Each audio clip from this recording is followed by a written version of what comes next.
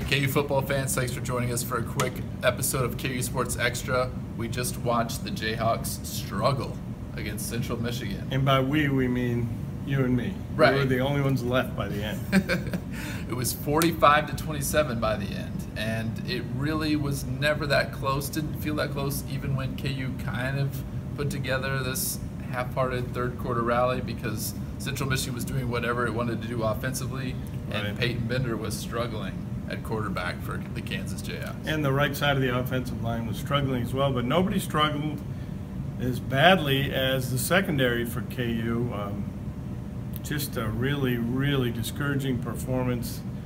Morris had wide open receivers he was throwing to all day and just shredded the secondary. It was really, you know, you could say some of it's communications, what David Beatty said, but some of it is speed too, and that's not fixable. When you get exposed for a lack of speed against a MAC team and you're staring at a Big 12 schedule right around the corner after you have to go to Ohio to play against Frank Solich, I mean, that's really discouraging. You know, all the positive vibes that were created by Texas last year, they just flew right out the window.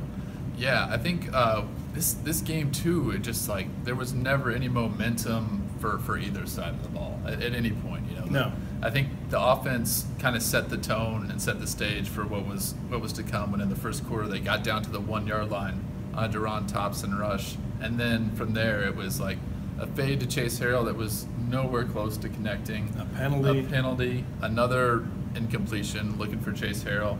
I mean, not a big fan of the fade, I got to tell you. right, especially on second and goal at the 1 yard line. So KU's offense looked really completely different than they did a week ago. Payton Bender, I thought, looked pretty good a week ago, and we were kind of talking about how promising this was. And then a week later, you can see how drastically things can change. So I'll be the first to admit I was wrong. When I thought Payton Bender was going to come in and have just an outstanding season, he proved in week 2 that nobody's perfect, and he struggled. Yeah, he was wild high, I thought, early in the game. Wild high, missing guys high.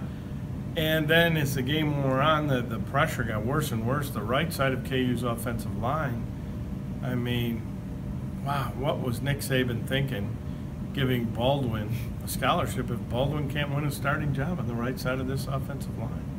Yeah, and probably the worst part of this for all of the KU players and coaches is that this was a game that they anticipated winning. You know, obviously you're going to beat Southeast Missouri State, but a home game against Central Michigan was kind of a must-win if you really want to have what could be considered a successful season. Because now, from here on out, you got a road game, and you never win on the road if you're KU, and then Big 12 play starts. Right, and of course they can't afford to look at it that way. Right. They have to learn from this and somehow get their confidence back.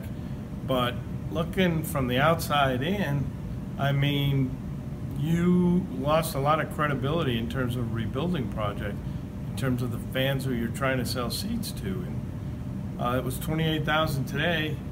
I bet the 2 biggest crowds of the year will be last week will be number 1, and this year will be number 2, because I just don't see the fans turning out for this team as bleak as it looks. It's up to KU to maybe reconvince some people next week against Ohio, and that's not going to be any easy task whatsoever.